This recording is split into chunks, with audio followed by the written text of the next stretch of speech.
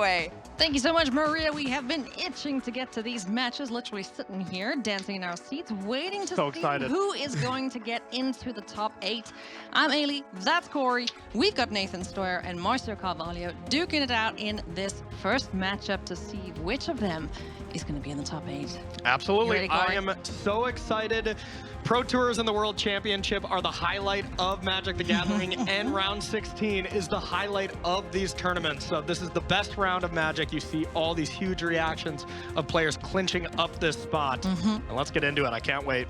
So Nathan Steuer on the Lotus Field combo, Márcio Carvalho playing Rakdos Sacrifice, and getting things underway here with the 1-drop. So good start here so far for Márcio. Absolutely, but not the best start with the mulligan to 5 there, as we saw that 5 dice there. And this is the thing in this matchup, especially game 1. There's so much removal and so many claim the firstborns, all these dead cards in the matchup that Márcio may have had like 3 land, 4 spells type things, but has to aggressively mulligan for this thing. But I mean, you get a 2-cat hand, you're going to keep that. That's great. Absolutely. So 3 1-drops on the battlefield here. They can just ding away damage here at Nathan Steuer. Down to 17 he goes.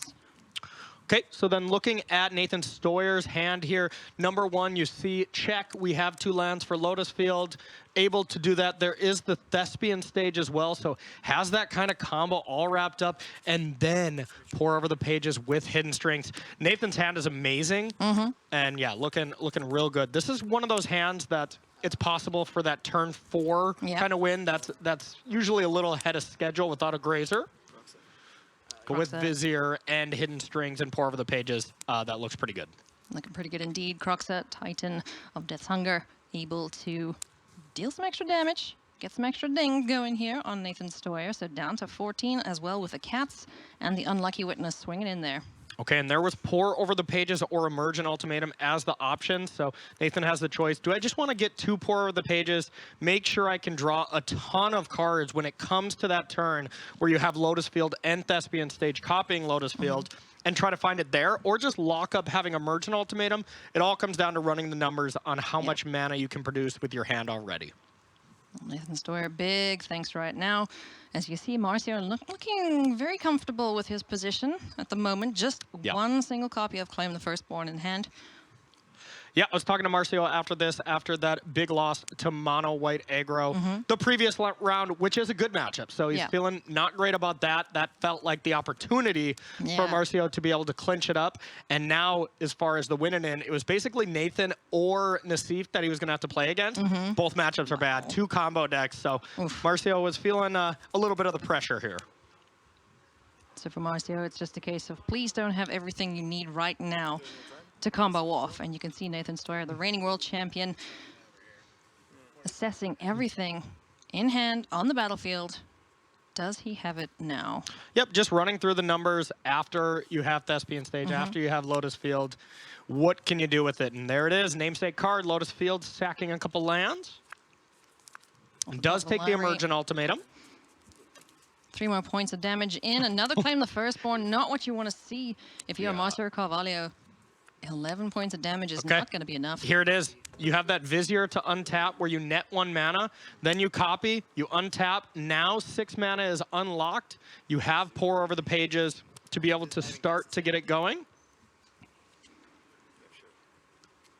You can see Márcio a little bit resigned here. Just like, yeah, okay, go off.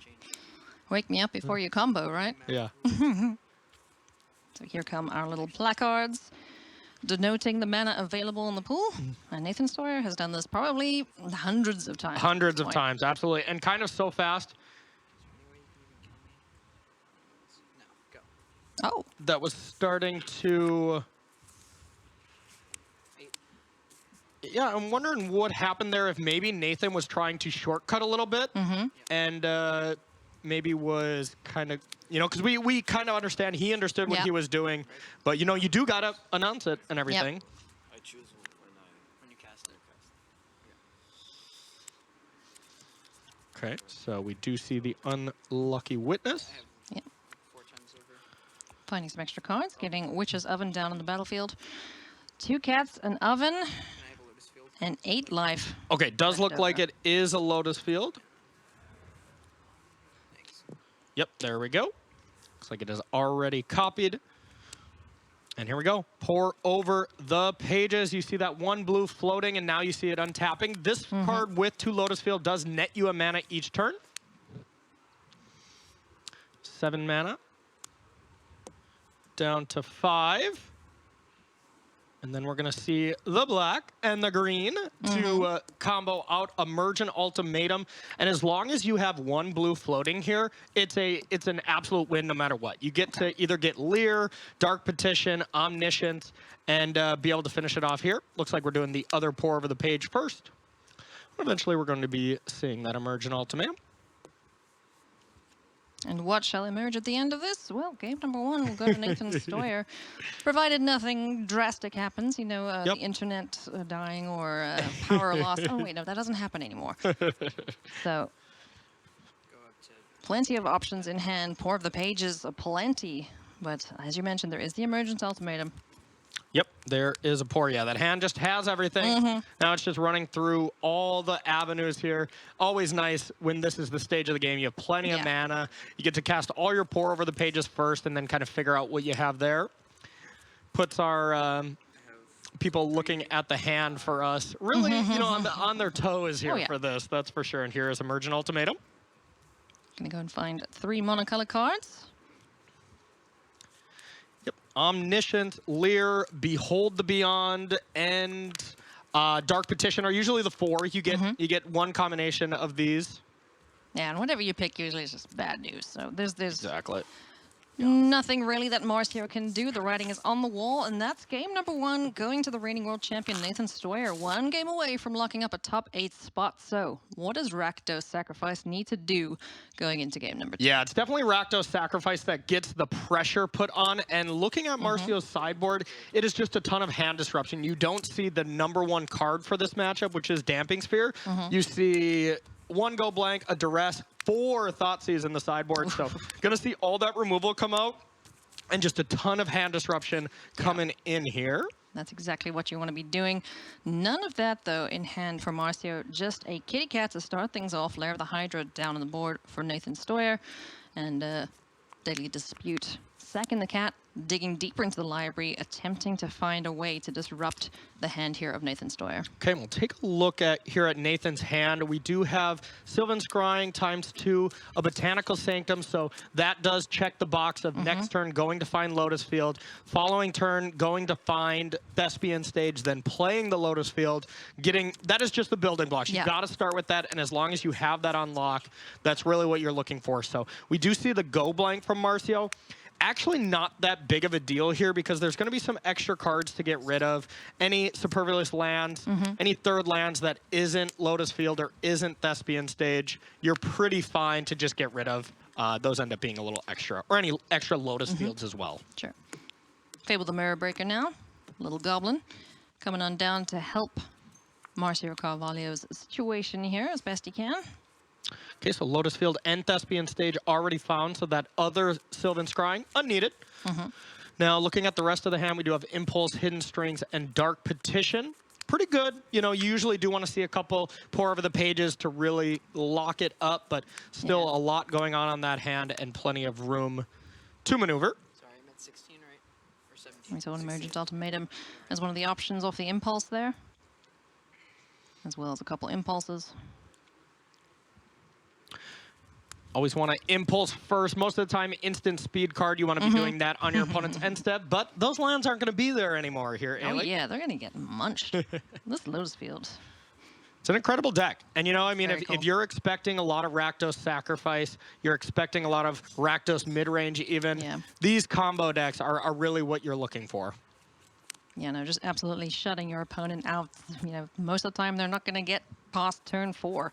Yeah, so that just accelerates the clock immensely. So Márcio has to win this game right now. Otherwise, he might end up in a big old scrum if the other matches don't go his way. Yep, absolutely. And it does look like just 3 clean win-ins, and then it is for that ace spot. We'll be bringing you all that action, too. It's going to be super exciting. I love it, Ailey. Love it. Okay, so big attack there. Mostly the biggest part of it is getting the treasure. Yeah. Ramping a little bit here. And right now, Márcio's really just looking for Already has another land, so able to play land number 4. Really wants Go Blank and then Thoughtseize or Duress. You want to Go Blank first, get rid of the chaff a little bit, all the extra cards, and then Thoughtseize, whatever is important to Nathan, to then hit that. Just Go Blank, probably not enough, but it doesn't look like Nathan has that super explosive hand to be able to win next turn. Oh, excuse me. We're probably going to see something like just Thespian Stage, copy Lotus Field, and then try to win the following turn. The disparity of the board is it's quite something to see. It's like, oh yeah, Márcio's got more stuff on the board. He must be winning, right? You know. Absolutely. Not always the case to the trained eye, that's for sure. So there goes a couple cards leaving Nathan with Thespian Stage, strings, and just, a plethora of stuff. Saying go. The only decision that happens here for Nathan is there any weird thing that can, Field of Ruin my Thespian Stage in response? Nothing like that from this deck. So Nathan can just wait and kind of bluff. Like, I could have Anawara, something like that. And look at Márcio's hand. It is 5 lands right now. That is not going to be able to do anything. Yeah, no, that's just a rough draw indeed here from Márcio Carvalho. Getting in as much damage as possible, but down to 8. That's all Nathan needs at this point, so. Saying my turn is not quite done yet, but maybe bluffing a little bit of stuff. And there's the Lotus Field. And now it's time. Hidden Strings, Emergent Ultimatum, Dark Petition, Bala Ged's Recovery. This is enough. This is enough here. The Hidden Strings, for a reminder for everyone, 2 mana to untap 2 things. It nets 4 mana. There you get those, those magical Sultai dice out there that Nathan loves to see, and the opponents do not. So now here's the thing that you do have to plan out. You saw blue and then black, so you want to start with that. Always keep 2 black there, and that's the first kind of step, because Emergent Ultimatum, you want to just make sure you don't overload on one color. That's really the only thing you can mess up here. And then if you go green for Lotus Field, able to cast it from there. And then we go ahead and find the combo. Yep. It sounds so easy when you say it like that. Yeah. This deck certainly takes plenty of reps to understand and to become comfortable with. Like Nathan's mentioned, he's had multiple games with this deck to be able to, play at this level and just be comfortable with it. Most people we'd see sweating bullets out there, but he's cool as a cucumber. Yeah, and Nathan's just really thinking, what could Márcio have at instant speed? If Fatal Push doesn't do anything, that's a possibility. Other 1-mana stuff, it's not in the list. There's Eaten Alive's a sorcery. There is just absolutely nothing. Nathan looks and it's just like, do you want to go through it? Do you want me to go through it? Holds Beyond Omniscience. Yeah. Everything coming up. Nathan Steuer here and getting this game won and done in impressive fashion. So a clean 2-0 against Márcio. Really clean. Is Nathan in the top 8. He's got to be feeling ecstatic about that. I mean, this is just so insane. Just just winning the World Championship here earlier. And now just the next premier event, making it to the top 8 already. Nathan's the real deal, and the young goat coming up to really prove himself in Magic Gathering. Cool stuff. All he does is win, win, win, no matter what. And we've got 3 more matches to show you, friends, so don't go anywhere. We have top 8 slots to fill.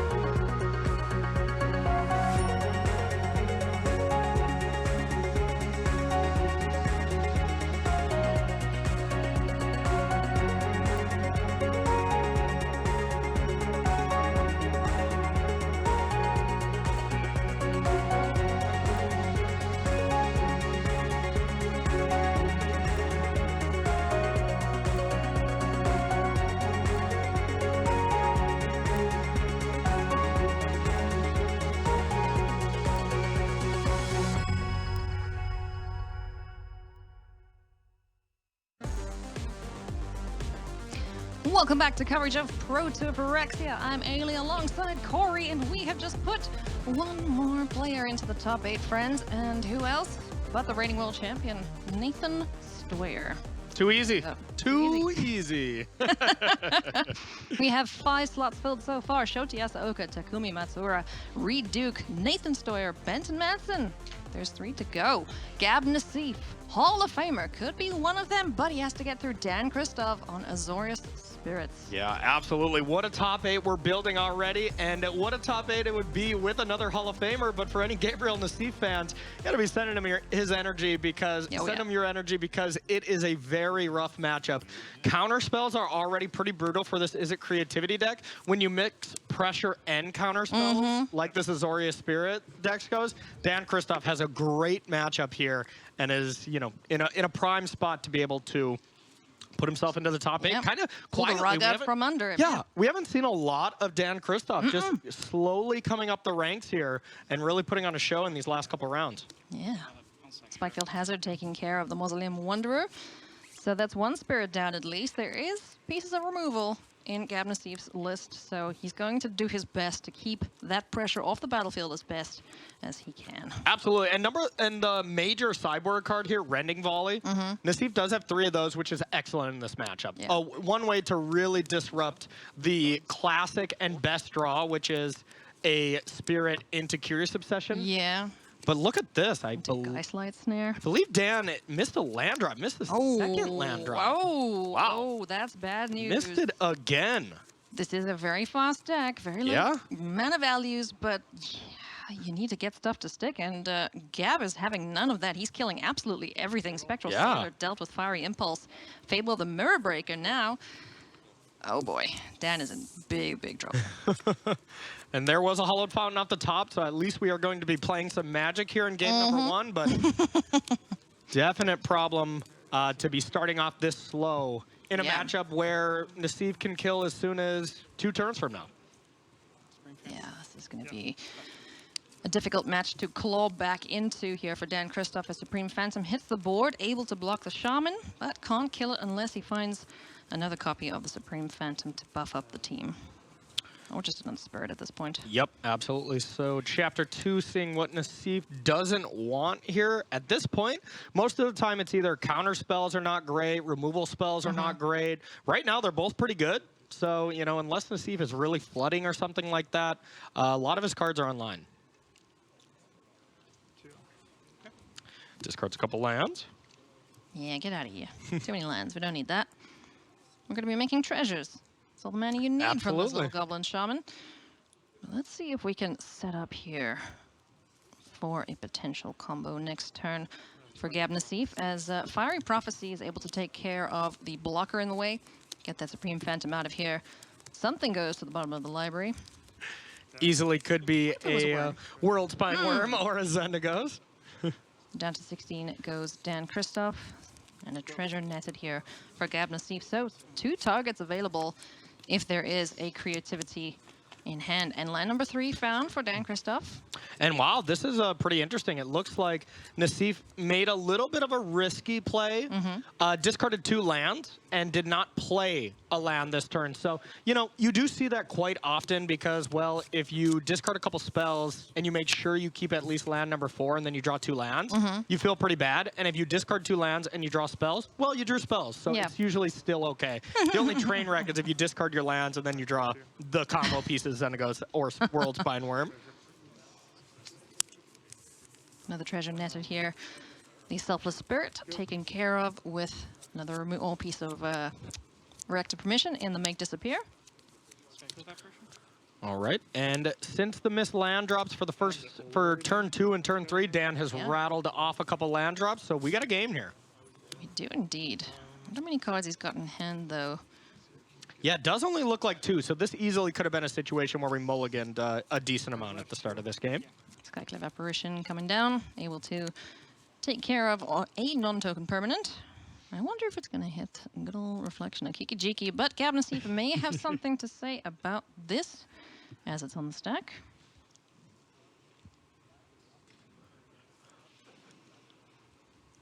Yeah, interesting here if you want to deal with it now with a removal spell, if you even really care about it hitting reflection. Okay. Reflection taken here. Now, if that were to die, a 3/3 illusion would go to Nassif. Not a bad exchange. Not bad. Yeah. Give him 2 to get a 3/3 back. Also a creativity target, so yes, indeed. can't complain about that. So the turn passes back here to Gab Nassif. This creature has done a good job of chipping away at the life total. I'm going to impulse. See a couple lands. I believe that was 4 lands. Yeah. But, you know, Nassif did miss a land drop at one point, so more than likely has all spells. So probably welcoming a land. And, yeah, if we were to kill this, let's see. Did we put anything on the bottom? It didn't look like it. That usually means that I don't want to draw any more cards. I have the combo. Yeah. And I want to make it work. So we know Nassif has land number 5. If he has creativity and does not have the combo, this will be game number 1 going to Nassif.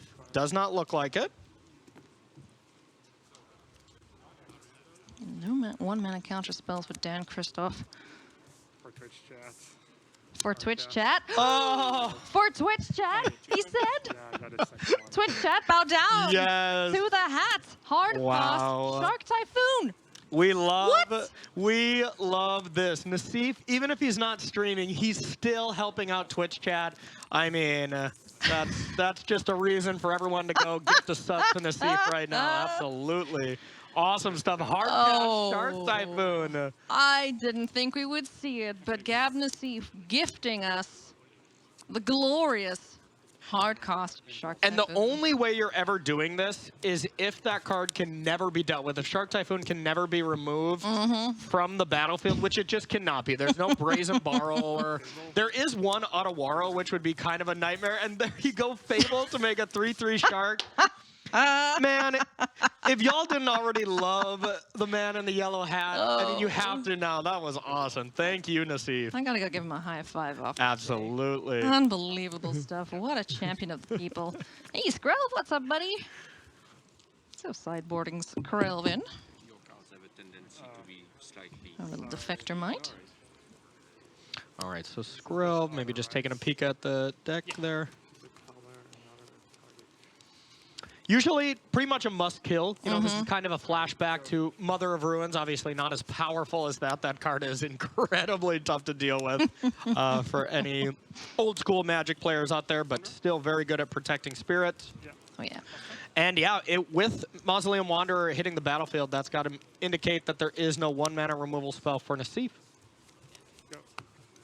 Yeah, and post-board as well, you have to be wary of the 1 blue mana, as there is Mystical Dispute available. Yeah.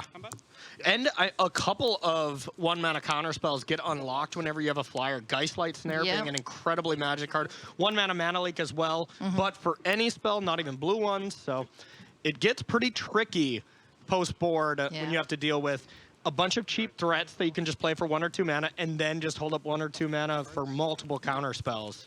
You know, These are the kind of games that look a lot scarier when Dan plays land 2 and 3 on time, believe it or not. Fire Prophecy targeting Little Scrove here, so let's see how Dan responds if there is a way to protect it. There is a slip out the back. Yep, and there's a Mausoleum Wanderer on the battlefield that you can just sap right now if you need to. Just says, you know what, Skrell, not that big of a deal. Letting it go could easily indicate having a second one, since it is a legendary little mite. Small but might, indeed. Turn passes back to Gab Nassif. A slightly better start here for Dan Kristoff, able to get his lands down and hold up the 1 blue mana that everybody fears in Magic.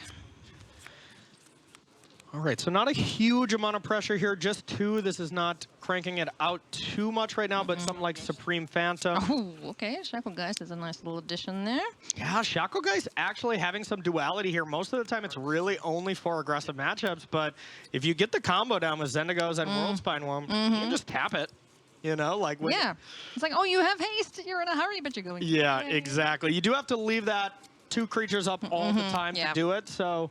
Kind of slows you down, but also keeps you alive. Exactly. No, you know, a good thing. If you have something like 4 spirits, though, and you're able to attack with 2 of them, leave 2 and tap down the Worldspine Worm over and over, not much Nassif can do. So we'll see if he has answers to this. Rending Volley being an excellent card to just clear it up no matter what, and no counterspell available for that one.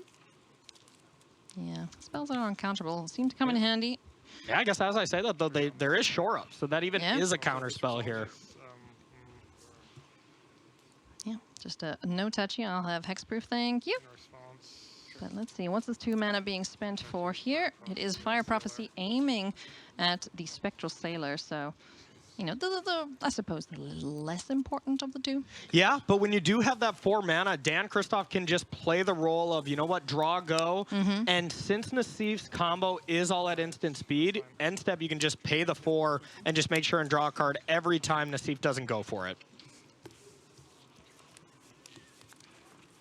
So one little bop coming in there with a Mausoleum Wanderer, chipping away at that life total. Now we have seen this Spirits deck just, you know, perform the role of an aggressive deck. Yes. It can get a game won and done extremely fast. Yeah. But in this situation, you know, taking a bit more of a measured approach until you need to hang back and, you know, keep things on lockdown. Yeah, absolutely. Shark Typhoon though being one of the best cards here. And normally these Spirits deck are really explosive when it comes to some of the different versions there is out there. There's a lot of Bant versions that just play Collected Company. Okay, Rattle Chains jumping in. So that at least trades. Nassif is happy for that. Whenever you get essentially a removal spell and draw a card, Nassif has got to be thrilled. So that is another hope for Nassif in the post board, is you go up to 4 Shark Typhoons, which ends up being excellent in this matchup. Rattle Chains now allowing the Spirits to be cast at instant speed. So, you know, this kind of brings a new dynamic to this matchup where Dan was having to play things at sorcery speed. And now we can just play on Nassif's turn if the coast is clear. Absolutely. And force him to react and try and stave off this attack here from these little spirited friends. 1 mana. Okay, this is kind of risky. If there's a second Rattle Chains, nope, doesn't look like it. I'm sure Nassif had something to plan for that. Deals with it here, and Nassif making it look pretty impressive. Oh, goodness. Wow, okay. Wow. Okay, all right, Spirits, there's just corpses. Oh, well, spirits don't have corpses, that's the whole thing. Good point, yeah. There's just little ghosts everywhere. They're dead.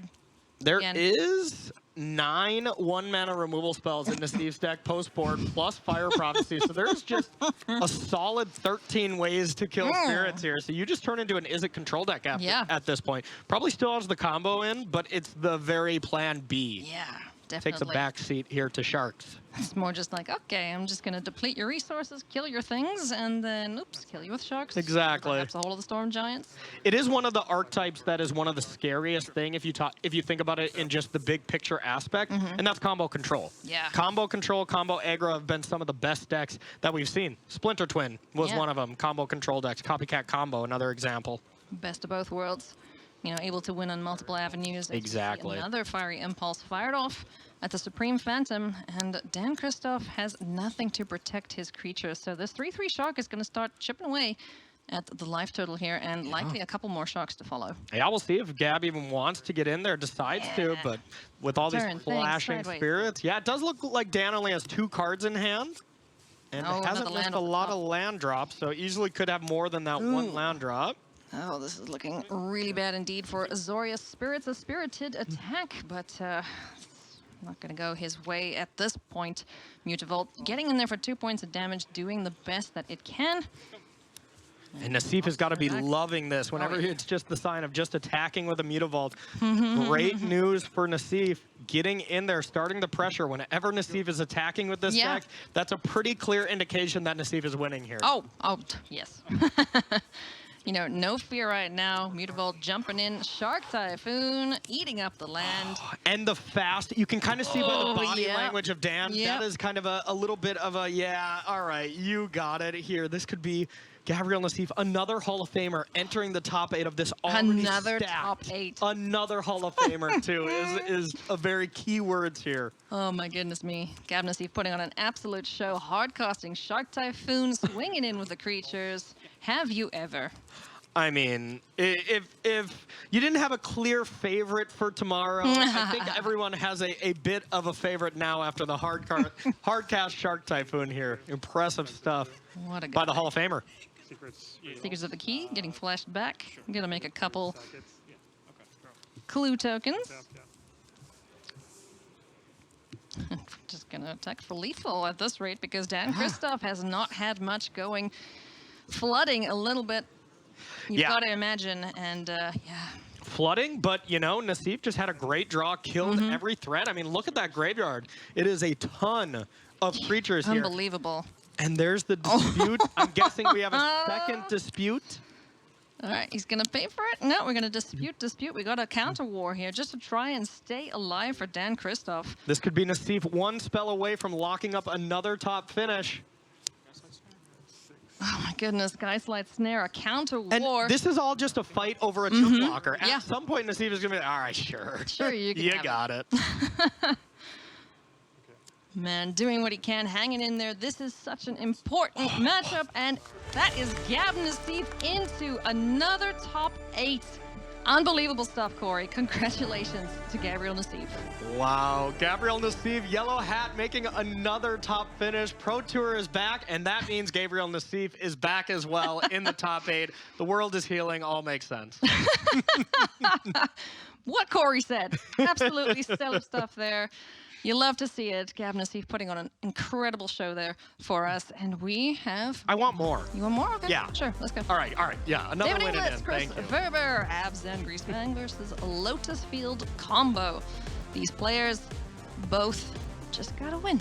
Just gotta win. Yep. And they are in it. It is very simple. Now, the one thing I will say is going into this, David Inglis, outside of all the people that were already locked, had the highest breakers. Yeah. So if, you know, that would be the favorite if there was going to be someone to sneak in, but you do not want to put yourself at risk here. You just want to make sure you get it in. Both players mulligan to 6 as we see Duress taking a look-ski in the hands of Chris Ferber. And there is the good sportsmanship there, showing your hands instead of writing it all down. We see Cyclonic Rift go to the graveyard. That's one I have. No one likes that card. Yeah, that's one I have not seen.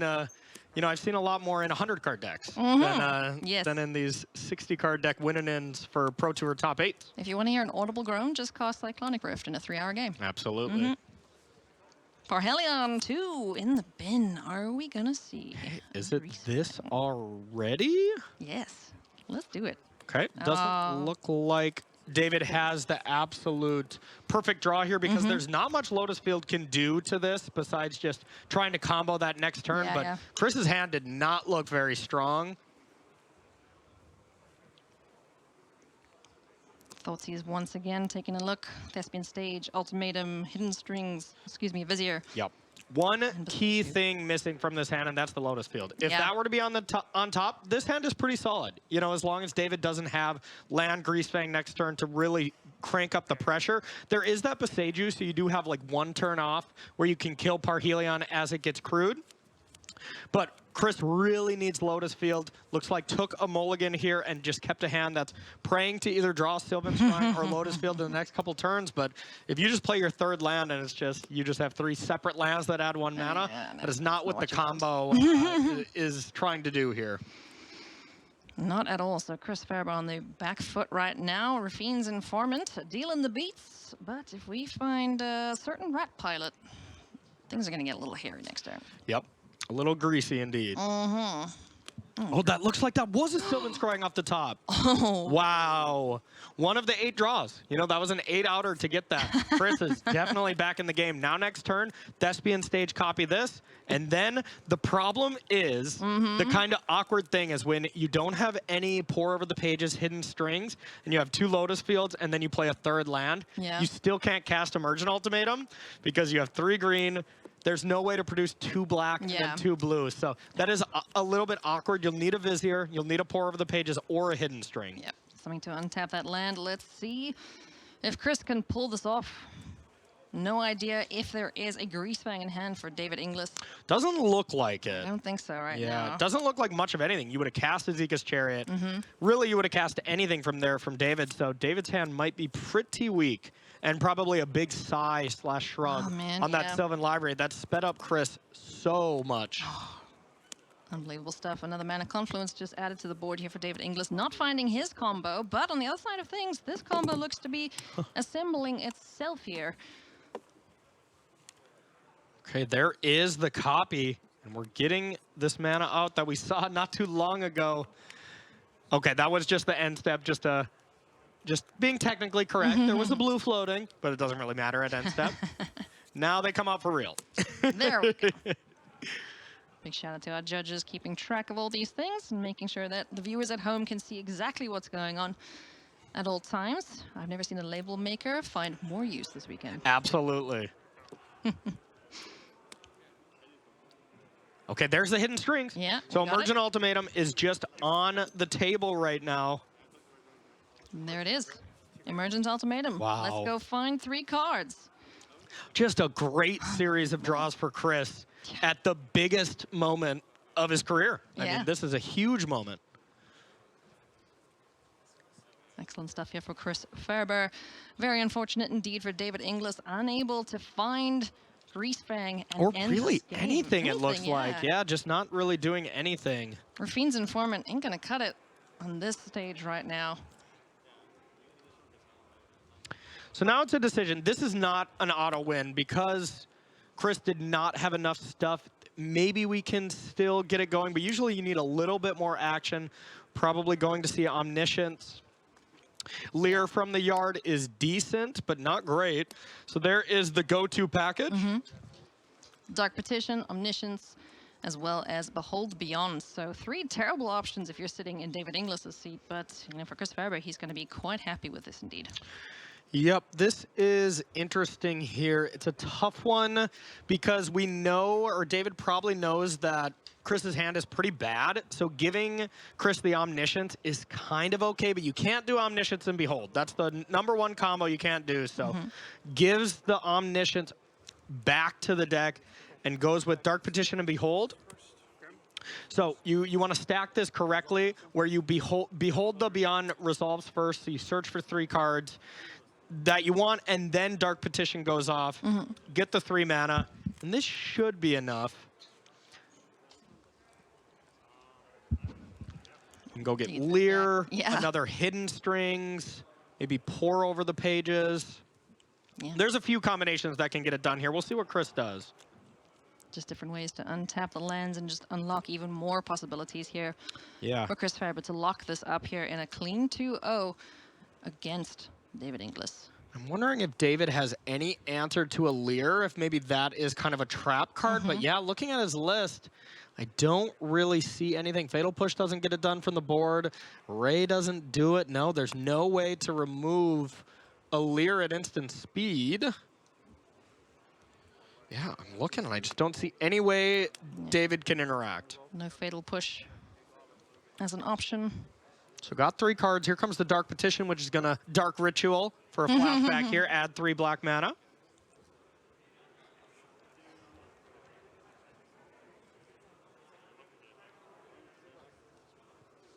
Man, this is such a, such a tense point in this tournament for these players. Chris Ferber is on the brink of a top 8. This will be his first top finish. Yeah.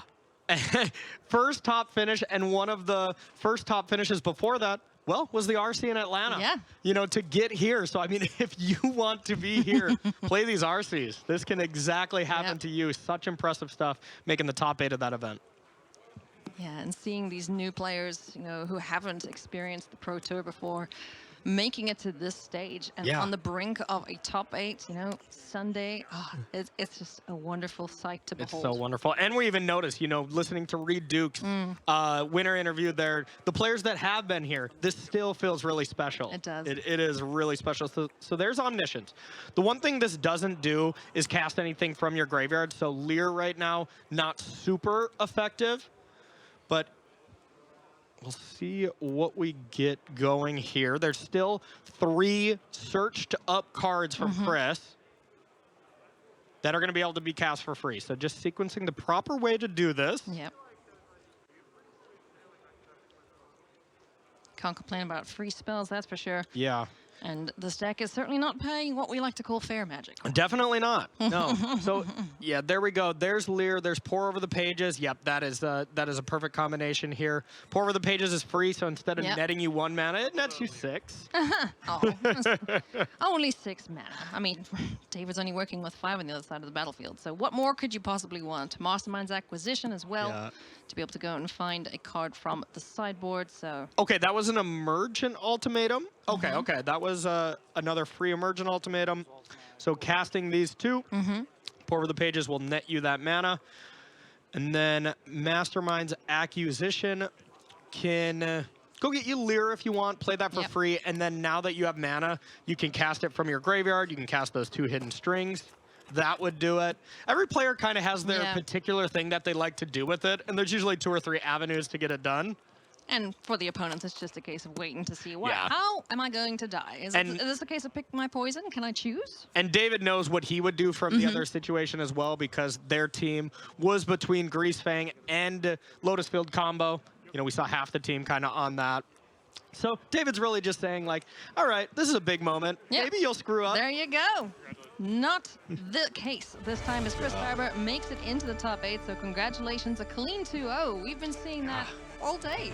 Yeah, absolutely. These win-and-ins have been kind of a little stress-free from these 3 players that we've been seeing, as stress-free as it can get, because they have been these 2-0s.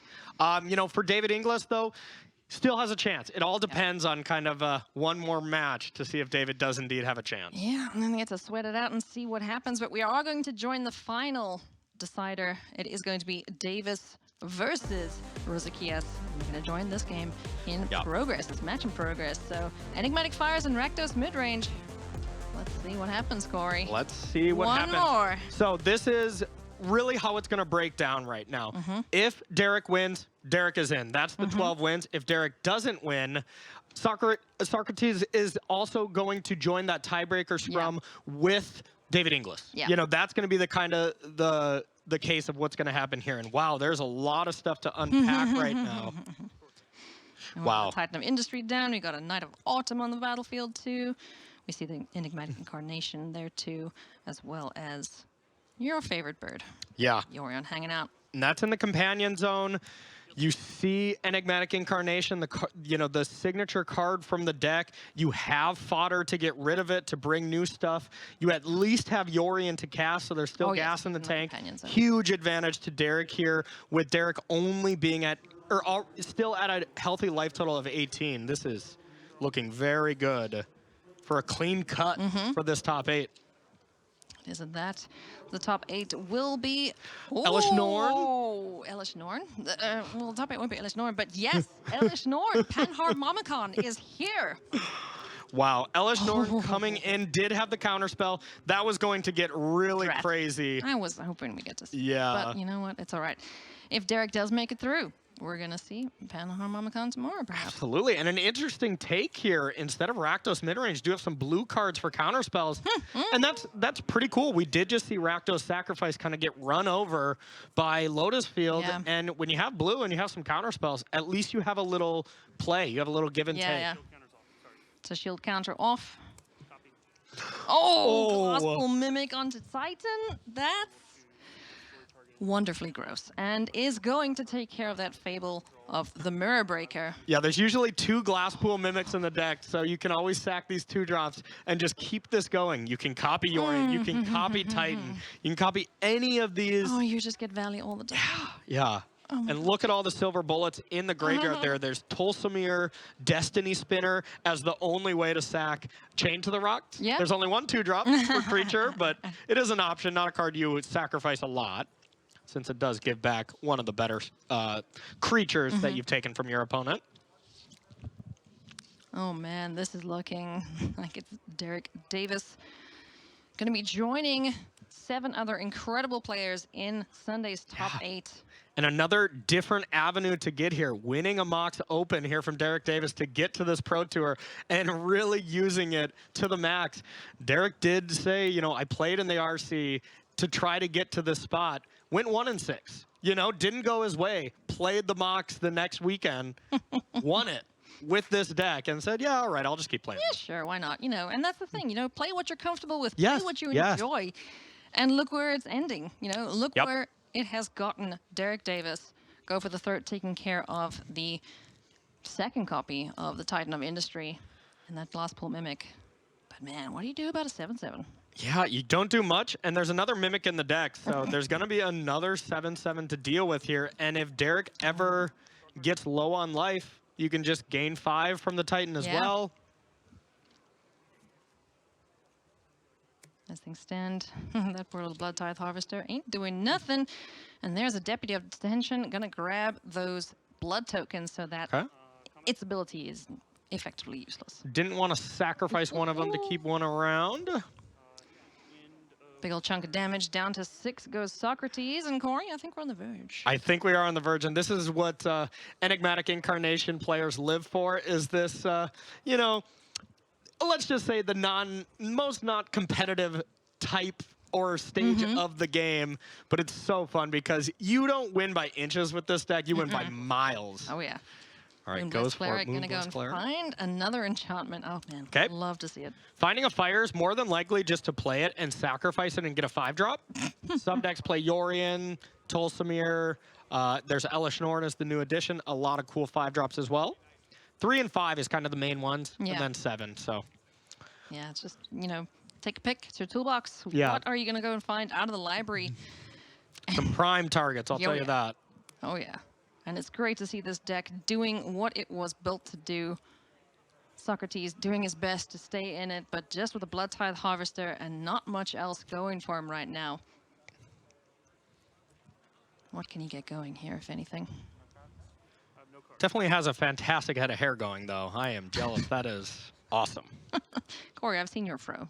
You should It's not have hair nowhere gel. near like that. That is great. That's glorious. Reckoner Bankbuster is going to join the battlefield here.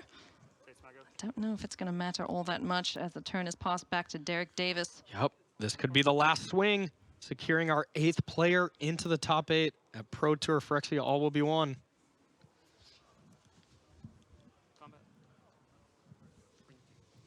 Big old swing here. 3 creatures coming in.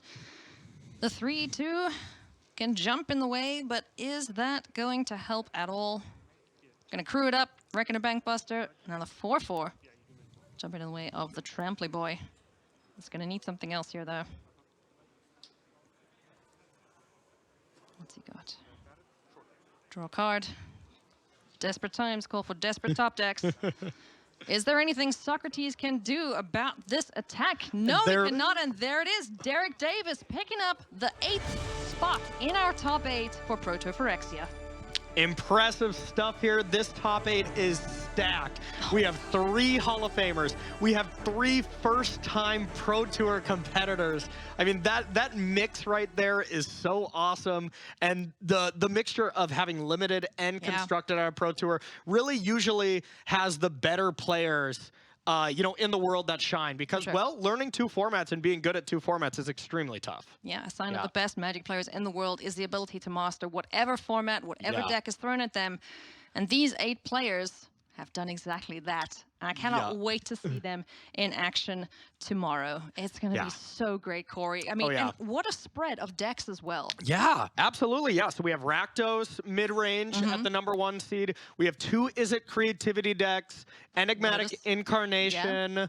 We have Lotus combo? 2 Lotus combos, Yeah. Nathan Steuer. And mono white. And mono white, yeah. That is kind of the top 8 spread that we've been seeing from Yeah. Pioneer. It's the decks, or the metagame is so wide open. We saw the top deck being 15% with Rakdos, 13% with green or whatever. That's the one deck Mono we did not green. see. Mono green probably had one of the worst weekends out of all the top decks. Sure did. But outside of that, this format really just rewarded people Yeah. knowing their decks. And you could tell these players that have been playing it really mastered their decks, and it was impressive to watch. It's going to be an awesome show tomorrow, friends. So you got a favorite? Oh, mono white humans. Mono white human? Yeah. Okay, Let's okay. go. I Turn don't. guy sideways and smack face. Maybe we'll Yes, get Rich or someone else to tell us, you know, if this has ever happened, if someone has won the world championship and the very next pro tour has won. I gotta go for Nathan here. I mean, how cool of a story would that be? Maybe a close second being Benson. That would be so cool too. It's going to be a wonderful time indeed. We're going to wrap things up very shortly with the desk with Mani, Maria, and Cedric, and it's going to be a wonderful day tomorrow, my friends. So let's head on over there right now. We'll see you guys tomorrow. And thank you so much, Ailey. So exciting.